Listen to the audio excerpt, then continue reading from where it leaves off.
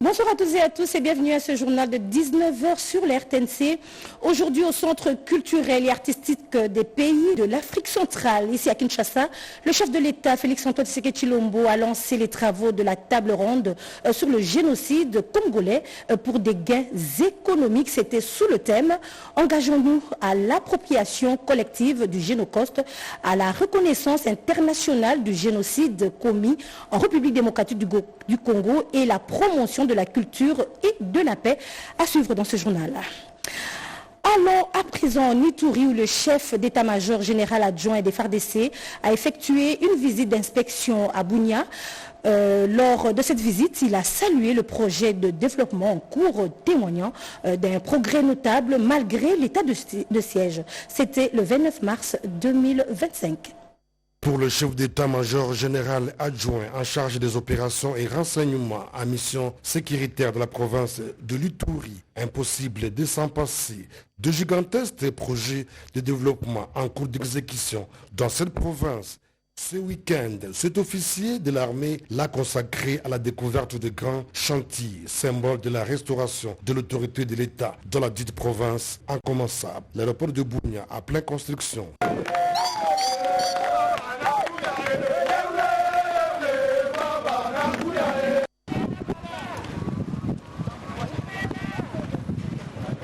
Sur place, le lieutenant général Ichali Gonza, accompagné du gouverneur militaire, s'est imprégné de l'évolution des travaux de l'élargissement de la piste d'atterrissage qui évolue à pas de géant.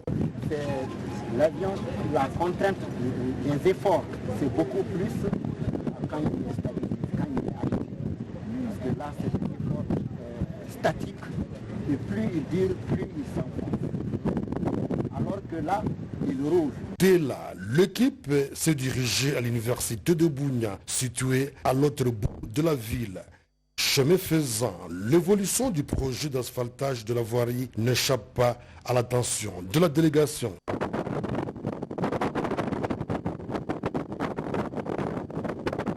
Arrivé au grand chantier de l'Inibu, le lieutenant général Ichali Gonza visite de bout à bout cet édifice public de l'État dont les travaux sont réalisés à plus de 70%, de quoi rendre fiers ces natifs de l'Ituri.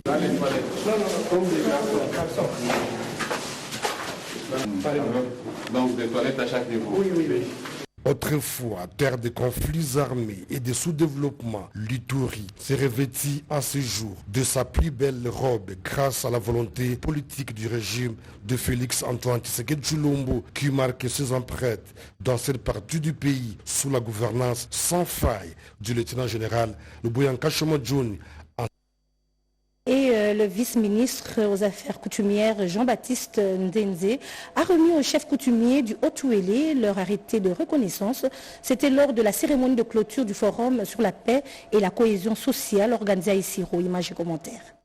Ce forum pour la paix et la cohésion a drainé 2 jours durant plus de 500 participants, au nombre desquels les têtes couronnées de toutes les entités territoriales décentralisées et déconcentrées du Haut-Ouélé, les acteurs étatiques, la société civile, les sénateurs, les députés nationaux et provinciaux, les membres du gouvernement provincial et ceux du comité de sécurité, sans oublier les délégués venus de la Tchopo et des Bazouélé voisins. 2 jours de riches enseignements, mais aussi 2 jours d'échange d'expériences sur la résolution des conflits et le développement à la base, les points culminants. C'est la solennité de la remise des arrêtés de reconnaissance légale des chefs coutumiers. L'homme le plus heureux est le gouverneur Jean Bakomi Togambou, organisateur des assises. Vibrants hommages à son Excellence M. Félix-Antoine Tshisekedi Tshilombo, président de la République. Nous les remercions particulièrement pour nous avoir permis de réaliser la cérémonie de séjour, à savoir la remise des arrêtés de reconnaissance des chefs coutumiers de la province du Haut-Ouélé. Après les mots de remerciement des autorités traditionnelles, c'est le vice-ministre aux Affaires coutumières, Mwami Jean-Baptiste Ndeze Katourebe qui, comme à l'ouverture, procède à la clôture de cette table ronde. Ils ont leur sécurité juridique. Maintenant, on doit pleinement développer les ETD au travers de leurs compétences et de peut-être les forces qu'ils ont dans leurs entités respectives. Donc maintenant, nous allons nous projeter vers le développement et la stabilisation des entités.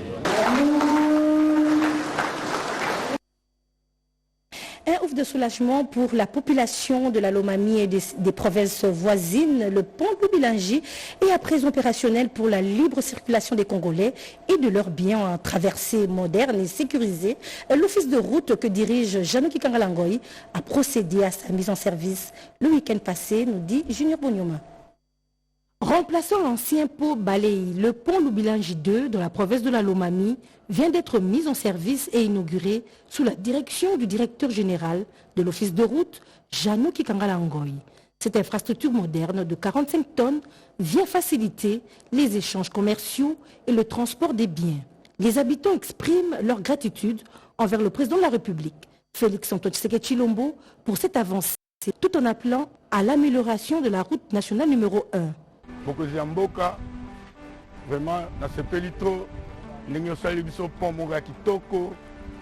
Nous sommes reconnaissants, très reconnaissants envers le chef de l'État d'avoir réalisé sa promesse.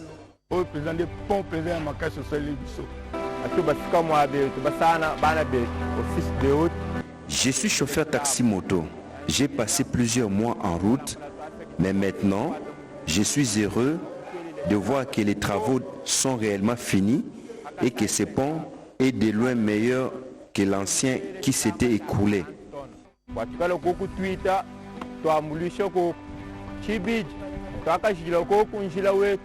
Les travaux de sa construction se sont déroulés en seulement 3 mois.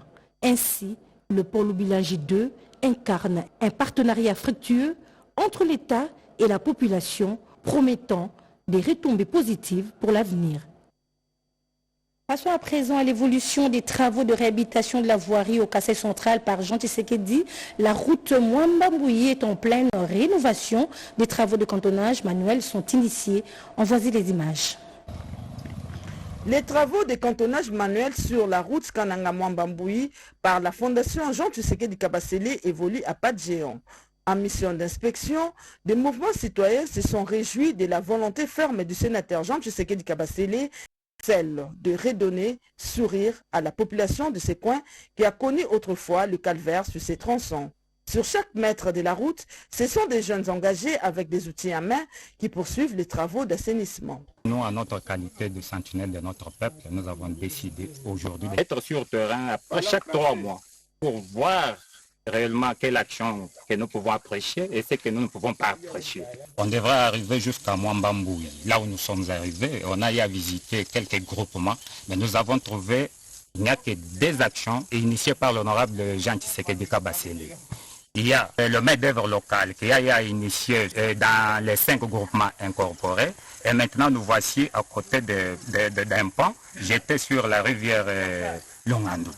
Donc, il a de bonnes initiatives, ce que je peux dire, mais c'est un monsieur à encourager. Le sénateur Jean Tshisekedi Kabasele entend élargir les travaux de cantonnage manuel dans plusieurs autres coins afin de désenclaver toute la province du Kassai central. Visite des chantiers dans le secteur de Luilou. Nous sommes là dans la province de Lualaba. Betty Kiando, chef de cette entité, fait le constat de l'avancée des travaux de construction de 2 écoles modernes à Kalunda et à Muchanga. Image et commentaire. Évoluant dans des mauvaises conditions d'études à Kalunda et à Muchanga, les écoliers de ces 2 villages du groupement Pone peuvent enfin pousser un ouf de soulagement suite aux travaux de construction des 2 écoles primaires modernes initiées par Betty Kiando Katouké, chef de secteur Luilou. Ce vendredi 28 mars, lors d'une visite d'inspection, Betty Kiando Katouké a palpé du doigt l'évolution des travaux de ces 2 écoles modernes constituées de 2 bâtiments jumelés de 8 salles de classe chacun, des bureaux administratifs, des blocs sanitaires ainsi que des puits d'eau. Les 2 projets ont déjà pris forme, les murs sont élevés, le tout évolue très bien.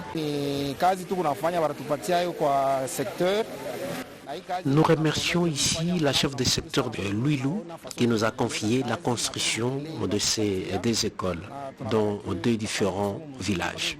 Nous avons construit la première école, elle est de 8 classes, et la deuxième école, elle est également de 8 classes. Ce projet de Betty Kiando Katouké qui suit de près la ligne directrice tracée par Fifi Masuka Saini est une réponse aux mots qui rongent les filles et fils de ces villages.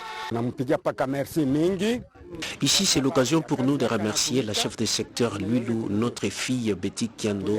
Nous avions besoin d'une école, elle nous a construit. Nous avions aussi besoin de l'eau. Ces infrastructures scolaires sont construites pour améliorer les conditions d'études, mais aussi pour accompagner la gratuité de l'enseignement de base que prône le chef de l'État Félix-Antoine Tshisekedi. Tous les villages du secteur de Luilou connaissent une transformation sans précédent dans différents secteurs grâce au savoir-faire de Betty Kiando Katoki. Je vous propose de suivre à présent des images de fin de travaux de différents chantiers routiers à Kinshasa. Images et commentaires.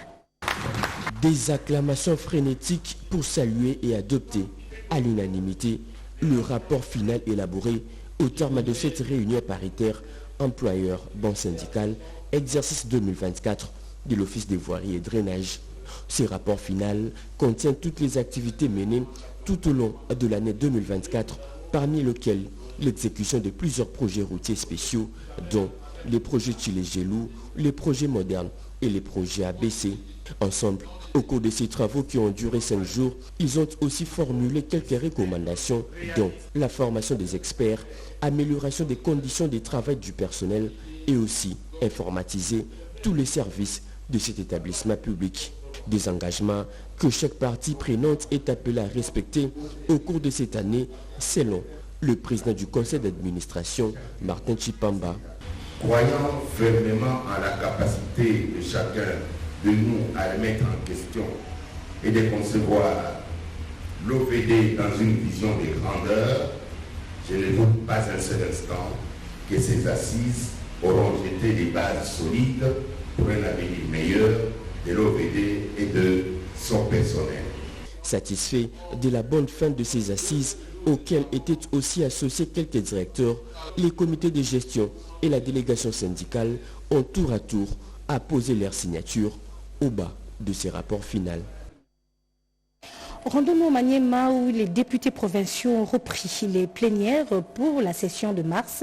Les matières à traiter dans ce reportage. C'est sous la direction de l'honorable Théophile Dr Bouledi, vice-président et président ad intérim de l'Assemblée provinciale du Maniema, que cette session s'est ouverte ce lundi 31 mars 2025. Celui-ci, dans son discours, a salué les bravoures des vaillants combattants qui empêchent la progression des rebelles à l'est du pays. Il a enfin rendu hommage au chef de l'État Félix-Antoine Tshisekedi Tshilombo pour la diplomatie en marche. Les hommages les plus déterres à son Excellence M.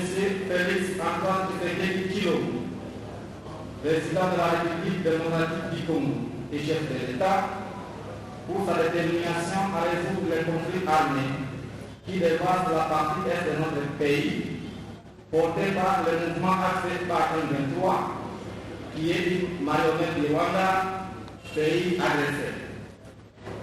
Il convient de rappeler ici cette guerre fait des ravages en vie humaine et cause d'importants dégâts collatéraux.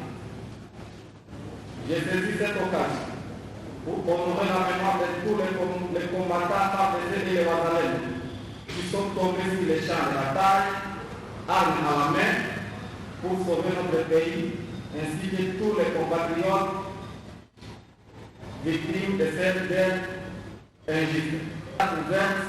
La session ordinaire de mars 2025 et je vous remercie. Et dans le nord Ubangui et plus précisément à Guadolité, après la validation des pouvoirs des élus de Yakama, les membres de l'Assemblée provinciale se sont réunis en plénière le 27 mars 2025 pour élire et installer le bureau définitif. Il était question pour les 18 élus du Nord-Ubangui d'élire un président et un vice-président, un rapporteur avec son adjoint ainsi qu'un questeur pour constituer les bureaux permanents qui va présider la destinée de cet organe délibérant. Ainsi, après le vote, l'honorable Achille Kwango-Gouda, président du bureau d'âge, va conserver son fauteuil avec 10 voix contre 8 de l'honorable Nzouambé Bagara Marcel. Quant au poste de vice-président, tous les élus ont dévoilé leur choix par acclamation sur la personne de l'honorable Charles Donza de la circonscription électorale de Bossobolo. Madame Anastasie Mbako, l'élu de Boussinga, a raflé le poste de rapporteur avec 11 votes contre 7 de son challenger Sobetoro héritier. Ira André a passé par acclamation au poste de rapporteur adjoint. Et enfin, le plus jeune député du Nord-Ubangi, Wassassa Junior de Moba-Imbongo, occupe le poste de questeur avec 12 votes exprimés contre 6 de l'honorable Edwige Milissi. Cependant, l'homme le plus aéré de ces scrutins, Achille Kwangoguda, ne s'est pas retenu de se livrer à la presse après cette séance plénière tenue dans la grande salle de conférence de Motel Nzekele. Nous avons voulu qu'il y ait la paix d'esprit dans notre province. La raison pour laquelle nous avons accepté de pouvoir reprendre ce vote sportivement. Et aujourd'hui, comme je l'ai dit, la vérité a triomphé, la justice a triomphé. Signalons que l'installation de ces bureaux est intervenue plus d'une année après les élections de décembre 2023.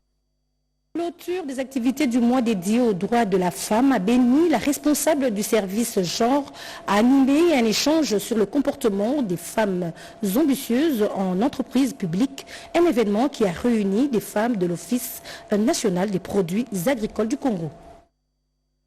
Dans ce speech, la responsable du bureau de genre en ville de Béni a appelé les femmes de l'ONAPAC au courage, à la détermination et à la résilience pour booster en avant ces services de l'État en matière de produits agricoles. Maître Rit Sabouni a insisté sur l'auto-évaluation, la méritocratie et la bravoure. Ce thème-là, c'était juste une façon de révolutionner les femmes travailleuses, de leur montrer le rôle attaque et ambitieuse. Parce que lorsqu'on parle de l'ambition, c'est une façon de chercher l'élévation ou le changement des choses. Là, il était question de changer avec les mamans de l'ONAPAC, de faire voir leur façon de travailler dans cette entreprise et comment elles peuvent booster l'entreprise. Lorsqu'on est une femme, on ne doit pas être travailleuse juste pour travailler, mais aussi voir qu'est-ce qui a été comme plus qu'une femme a apporté dans l'entreprise. Prenant la parole, Madame Kassera Sivialena Alfonsine, chef de l'ONAPAC Béni, a demandé à ses agents de capitaliser les recommandations prises au cours de ces assises qui, selon elle, racontent la vision de la directrice générale de l'ONAPAC, Madame Mimi Monga. Aujourd'hui, on a clôturé le mois de la femme. J'en suis fière. J'étais avec toutes les femmes de l'ONAPAC Béni. On a été à formation avec Maman Biro Jar de Béni. Chacun a tiré ce qui le concerne. En tant que responsable, je encourage d'autres femmes, chacun à son niveau, chacun à son service, d'être ambitieux. Quand on est ambitieux, il faut être capable et il faut les mériter. Voilà qu'aujourd'hui, je m'en réjouis parce que j'ai 49 femmes. Enfin, l'ingénieur Kassera Sivaléan Alphonse s'est senti honoré par la présence de plus de 40 femmes dans cette activité qui s'est déroulée dans la salle de réunion de l'ONAPAC Béni. Mois de mars, mois dédié à la femme, se clôture aujourd'hui 31 mars. Plusieurs associations et regroupements des femmes se sont retrouvés pour clôturer ce mois à travers des cultes et conférences, débats. Un résumé de toutes ces rencontres avec Gaëtan Magalano. En cette journée de clôture du mois dédié aux femmes, 6 femmes de l'église au royaume de vainqueurs s'y sont retrouvées autour de la thématique « Le cri d'une femme en douleur », au programme de discours d'abord du prophète Charles Matondo, ensuite de la ministre honoraire Nana Mwanouanina et autres personnalités de marque sur l'apport et le rôle de la femme dans la société. Femme porteuse de vie, c'est le thème exploité tout au long du mois de mars à la 27e communauté de frères ménonites au Congo, paroisse de Kinyamatete, dirigée par le pasteur Damien Kakenda. La prédicatrice du jour, l'ancienne Sophia Gimanza Ikonza, dans son message invitait les femmes et les jeunes filles à faire du bien. À l'église anglicale de la Chopo, le gouverneur de province Paulin Londongolia a saisi l'opportunité pour rappeler aux femmes venues de tout le coin de la ville de Kisangani à la vigilance en ces temps d'agression rwandaise. Deux temps forts ont marqué la clôture du mois de la femme au sein d'une communauté locale, Kinshasa de femmes et de la famille de la communauté Baha'i, à savoir la rencontre de dévotion dédiée à la femme avec comme thème « Femmes, prions pour la paix dans l'Est de la RDC, unis comme un seul homme ». La journée dédiée aux droits de femmes a été célébrée à travers le monde et la RDC notamment à travers l'Organisation des travailleurs unis du Congo. Rien ne vous empêche de réclamer haut et fort l'égalité homme-femme dans vos entreprises respectives et vos administrations publiques. Les femmes de l'hôpital Jason Sendwe dans la province du Haut-Katanga ont clôturé les activités du mois de la femme. La directrice médicale Sandra Pungu a dans son allocution rendu hommage à la bravoure de femmes qui se sont distinguées. À l'occasion de la clôture du mois de femmes, le bourgmestre de la municipalité de Massina, Joseph Sikou, a communié avec les femmes fonctionnaires de l'État travaillant dans sa municipalité. Plus de 1000 adhérents dans le parti UFF à l'occasion de la clôture de mois dédié à la femme. Des femmes ont formulé leurs pensées à la mémoire de femmes victimes de l'agression rwandaise sur le sol congolais. Autre chose, plus de 400 recrues sont partis de l'aéroport de la Loano pour Kinshasa afin de rejoindre Kibobango, leur centre d'inscription militaire. Avant leur départ, le député national Cheikh Malanji leur a rendu visite avec une JBCR pleine. Les détails dans ce reportage. Pour protéger l'intégrité territoriale, les fils du pays, nourris par le patriotisme, se sont fait enrôler volontairement dans les rangs des forces armées congolaises. FARDC en sigle, 350 nouvelles recrues venues d'écologie dans le Lualaba, province chère à la gouverneure Fifi Masuka Saini, sont arrivées tard la nuit de mercredi à jeudi 27 mars 2025 à l'aéroport de la Loano, sous une pluie auquel se sont joints 90 nouvelles recrues enregistrées dans la province du Haut-Katanga, ce qui nous donne un total de 430 jeunes enrôlés dans les deux provinces précitées. Frappé par le courage et l'amour du pays qui démontre ces jeunes, le député national Cheikh Malanji Sona, toujours plus proche de la population, s'est rendu au cours de cette nuit à l'aéroport et a agi de façon spontanée en offrant des produits de première nécessité aux 430 nouvelles recrues.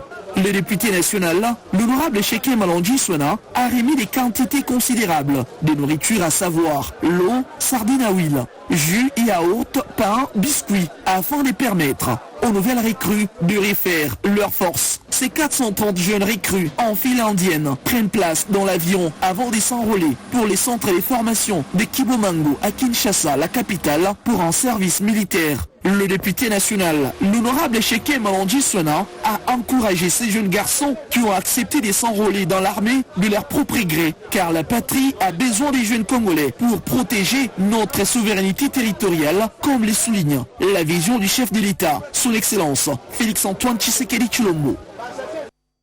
Et la ville de Butembo, dans la province du Nord Kivu, sera bientôt dotée de résidence officielle pour le maire titulaire, le maire adjoint ainsi que d'une maison de passage. Le coup d'envoi des travaux de construction a été donné le jeudi dernier. La cérémonie de la pose de la première pierre des bâtiments qui vont abriter les résidences du maire titulaire, du maire adjoint et de la maison de passage a réuni plusieurs personnalités étatiques, ecclésiastiques et coutumières. Le maire de Butembo, le commissaire supérieur principal Noah Baïkité Roger, a signifié que le projet sera financé par les différentes taxes des contribuables. L'autorité urbaine a profité de cette occasion pour sensibiliser ses administrés à la culture fiscale dans le cadre de soutenir les institutions légalement établies. La cérémonie de ce jour s'inscrit dans la vision du président de la République, chef de l'État, son Excellence Monsieur Félix-Antoine Tshisekedi Tshilombo. J'exhorte la dynamique population de la ville de Butembo à s'approprier ce projet dont nous lançons les travaux ce jour, de la même manière qu'elle a fait pour la construction du joli bâtiment administratif de la mairie qui fait la fierté de toute la République. Ces travaux de construction de ces trois bâtiments amorcés seront de deux niveaux chacun et coûteront 526 392,127 $ américains, a fait attendre l'ingénieur Mwindo Kamou Roger, maître d'ouvrage. La maison du maire titulaire est similaire à la maison du maire adjoint. C'est le délégué du gouverneur des provinces, M. Eric Kissa Kalobera, qui a procédé à la pose de la première pierre sous les applaudissements de l'assistance. Début aujourd'hui dans la province du Haut-Katanga du démantèlement des barrières illégales érigées dans plusieurs axes routiers. Une mission de contrôle conduite par le député national Jean-Jacques Panga a démantelé plus d'une dizaine de barrières. C'est le début de l'un des plus gros chantiers de la province du Haut-Katanga. Le démantèlement de plusieurs barrières érigées illégalement sur plusieurs routes. Première étape, l'entrée du territoire à Dikouloué, où la population a réservé un traditionnel bain de foule à cette mission salvatrice conduite par le député national Jean-Jacques Pangawa Mukalaba, venu démanteler toutes ces barrières. Ici, c'est l'administrateur du territoire et le commandant FARDC de la zone qui ont démantelé les 14 services qui y travaillent 24 heures sur 24, percevant aussi des taxes sans délivrer aucun document. Un véritable calvaire pour la population soumise à des tracasseries. Ceux qui ne peuvent pas payer les montants exigés sont même retenus toute une journée. Même opération à Kubumoussabila où cette action a été saluée par le geste de cette dame qui a saupoudré la tête de Jean-Jacques Pangawa Mukalaba. Plus loin, à Kinja, à la limite de Mitouaba dans le territoire de Manono, une autre barrière a été démantelée. Partout où il est passé, ce député national a aussi délivré un message de paix et de soutien aux institutions du pays en ces temps d'agression rwandaise et à la fin de toute forme de tracasserie. Je dis sincèrement merci au chef de l'État, Félix Antoine Tshisekedi Tshilombo. En même temps, je dis merci au gouverneur de la province du Haut-Katanga qui vous ont mandaté pour que cette suppression des barrières. En réaction, la population de Mitouaba a salué la fin de toutes ces barrières qui asphyxient l'économie de la province avant de remercier le chef de l'État Félix Antoine Tshisekedi Tshilombo et le gouverneur de la province pour avoir autorisé cette mission qualifiée de libératrice. Santé reproductive des femmes, la division provinciale de la santé a organisé un atelier de revue et de validation des données avec l'appui de l'organisation internationale IPAS RDC.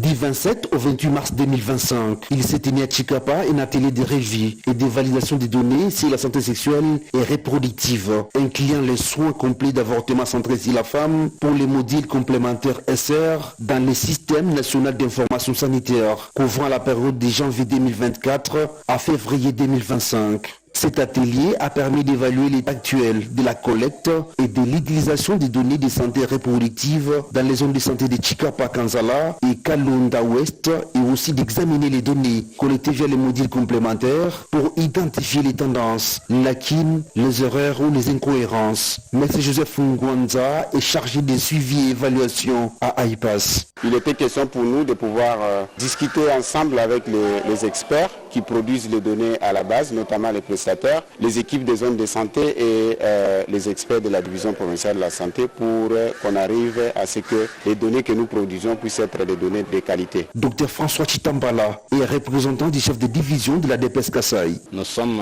dans la joie pour ce grand atelier qui a eu lieu ici à l'Hôtel Paradis. Tous les participants ont reconnu là où il y avait des failles. Ils ont pris l'engagement d'améliorer les jours à venir. Madame Balovoula Christine est l'une des bénéficiaires de ces matières. Nous remercions premièrement nos autorités de la santé et nous remercions aussi l'appui de notre partenaire IPAS. Cet atelier est organisé par la division provinciale de la santé avec l'appui technique et financier de l'organisation internationale IPAS RDC.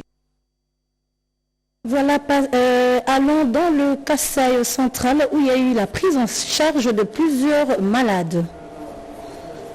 Mars 2025 à Kananga, chef-lieu de la province du Kasaï central, des matériels de protection contre les intempéries et assurance santé aux colporteurs d'Ibayanda au cours d'une cérémonie organisée chez Père Cambier. Cette action caritative est l'œuvre de la Fondation Marie-France Kaunga Koussadi. À en croire Madame Marie-France,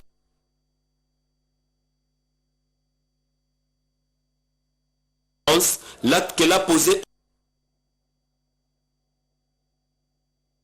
est pour elle une façon de reconnaître le travail qu'abattent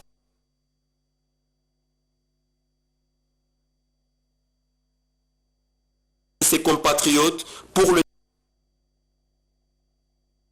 développement de la province du Kasaï central et la survie des Kanangui. Vous avez dit l'autre fois que je suis la maman de Bayanda, je reviendrai pour mes Bayanda. C'est pourquoi aujourd'hui je suis venu prendre l'assurance maladie de 2000 Bayanda que je dois payer à l'hôpital général et dans tous leurs secteurs, ils seront soignés avec il y a même des interventions chirurgicales et consorts. Il n'y a pas de route pour les camions pour acheminer à manger sur la ville. C'est pourquoi on doit les soutenir parce qu'eux ils soutiennent déjà Kananga et nous on doit être derrière eux. Pour sa part, Dr Z Ilunga, médecin directeur de l'hôpital provincial, le geste posé par Madame Marie-France mérite les encouragements. Z Ilunga revient sur les modalités d'application de leur contrat avec la Fondation Marie-France. Contrat d'assurance qualité ou assurance soins, assurance maladie. Notons qu'avant cette étape, Marie-France a visité 4 écoles primaires de la ville de Kananga, à savoir Epe Buenamutu 1 et 2 et Sangabantu 1 et 2. Elle a assisté à cette occasion quelques enseignants en vue de soutenir la gratuité de l'enseignement de base et a promis certaines réalisations à ces écoles dans un délai raisonnable. Et en début de ce journal, aujourd'hui au Centre culturel et artistique des pays de l'Afrique centrale, ici à Kinshasa, le chef de l'État, Félix Antoine Tshisekedi Tshilombo, a lancé les travaux de la table ronde sur le génocide congolais pour des gains économiques. C'était sous le thème « Engageons-nous à l'appropriation collective du Génécoste à la reconnaissance internationale du génocide commis en République démocratique du Congo et à la promotion de la culture et de la paix ». Avec 10 millions de morts et 6 millions de déplacés internes, 27 millions de personnes en situation critique, dont les femmes et enfants, ainsi qu'un décompte macabre de 200 fosses communes, la République démocratique du Congo est entrée dans un cycle infernal de massacres dont on parle très peu depuis 30 ans.